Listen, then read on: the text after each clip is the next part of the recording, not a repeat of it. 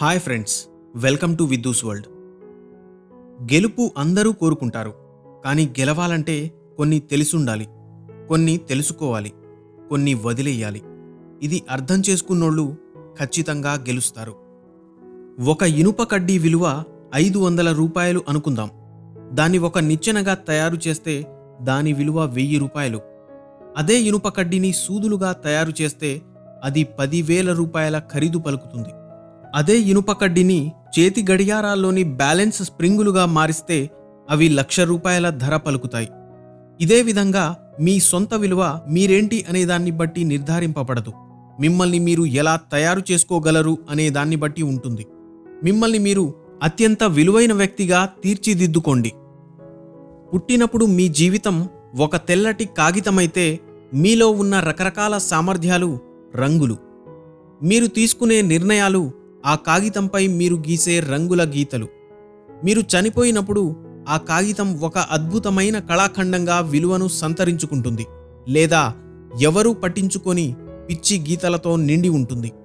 మీ జీవితాన్ని రంగుల చిత్రపటంలా చిత్రీకరించే మీరు చిత్రకారులో కాదో నిర్ణయించే రోజు మీరు మరణించే రోజు. రాగి చేసే పని బంగారం చెయ్యదు. చీమ సున్నితంగా ఉంటుంది కాబట్టే అది వేగంగా కదులుతుంది.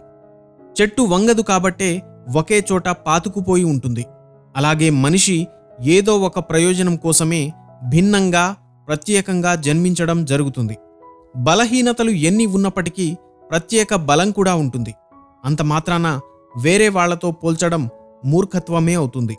ఇంకొకరిలా మారడానికి ప్రయత్నించడం తెలివిలేనితనమే. నువ్వు ఈ భూమి మీదికి వచ్చింది నువ్వు నీలా ప్రత్యేకంగా జీవించేందుకే అనే విషయాన్ని గుర్తుపెట్టుకోవాలి. ప్రయత్నించిన ప్రతిసారీ విజయం రాదు. అలాగే ఓడిన ప్రతివాడు అలాగే ఉండిపోడు. విజయం అనేది ఆలస్యంగా లభించే ఓటమి. ఓటమి అనేది ఆలస్యంగా లభించే విజయం. ఓటమి ముగింపు కాదు, అలాగే విజయం శాశ్వతం కాదు. జీవితంలో ఎదురైన ఓటమి లేదా విజయం సుదీర్ఘ జీవన యాత్రలో ఒక అడుగు ముందుకు వెళ్లడమే. జీవితం ఒక ఆటలాంటిది. తగినంతసేపు ఆడితే గెలుస్తారు, మధ్యలో వదిలేయకుండా చివరిదాకా ఆడి తీరాలి.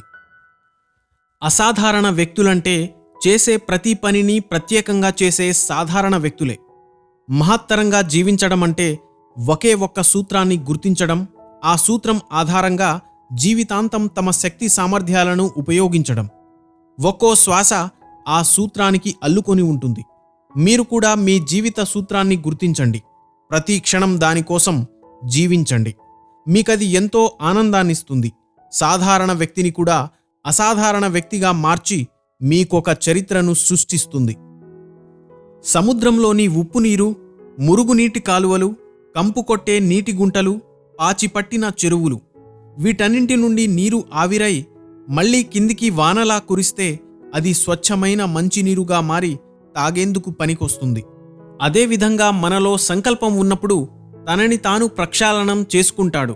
మనిషి ఆలోచనలు, భావాలు, చివరికి అతని అస్తిత్వం కూడా పరిశుద్ధంగా మారి దైవత్వం పొందుతాడు. మనలోని దృఢ సంకల్పమే మనకు ఎన్నో సంపాదించి పెట్టగలదు. సాటి మనిషి కష్టాల్లో ఉన్నప్పుడు మనం పరిష్కారం చూపించలేకపోయినా కనీసం ఓదార్పునైనా అందిద్దాం. సాయం చెయ్యలేకపోయినా గాయం చెయ్యకుండా ఉందాం.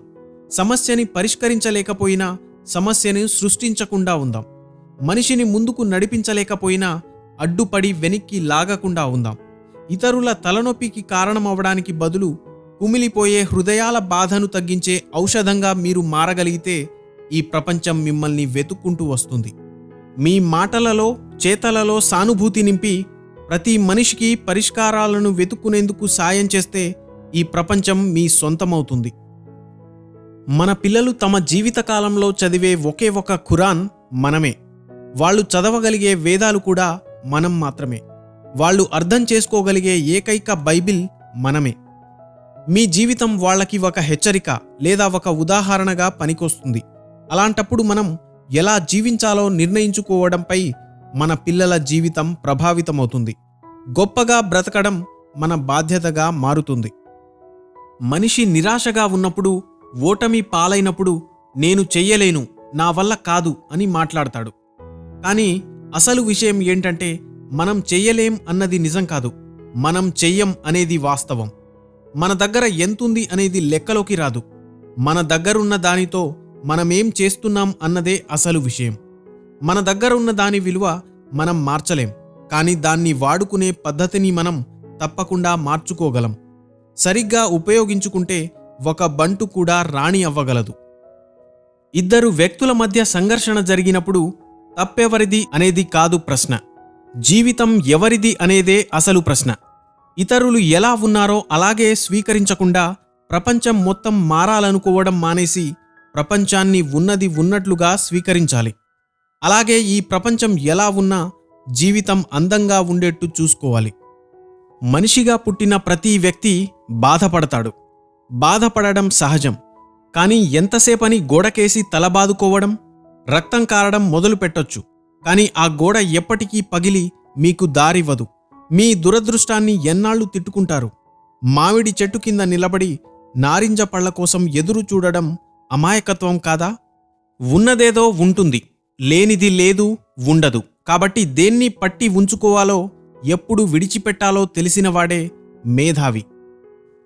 ఒక పని చేస్తూ మరో పనిలోకి మారి మళ్ళీ మొదటి పనిని చేపట్టిన ప్రతిసారి మీ సామర్థ్యం మెరుగవుతుంది. ఒకే రకంగా బోరింగ్గా సాగే ఏ పనికైనా విరామం తప్పనిసరి. మార్పు ఏ రూపంలో ఉన్నా అది మీ మనసు మీది ఒత్తిడిని తగ్గిస్తుంది. అలా ఒత్తిడి తగ్గినప్పుడు మనసు మరింత బాగా ఆలోచిస్తుంది. అందుకే ప్రకృతి ఒడిలో సేద తీరడం అలవాటు చేసుకోవాలి. ప్రకృతి ఒడిలో ఉన్నప్పుడు మనుషులెప్పుడూ చక్కగా ఆలోచించగలుగుతారు. జీవించడమంటే బ్రతికి ఉండడం కాదు, భయం లేకుండా జీవించడం.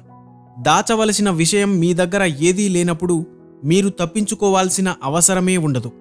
మనిషికి నిజమైన స్వేచ్ఛ పారదర్శకంగా జీవించడంలోనే దొరుకుతుంది.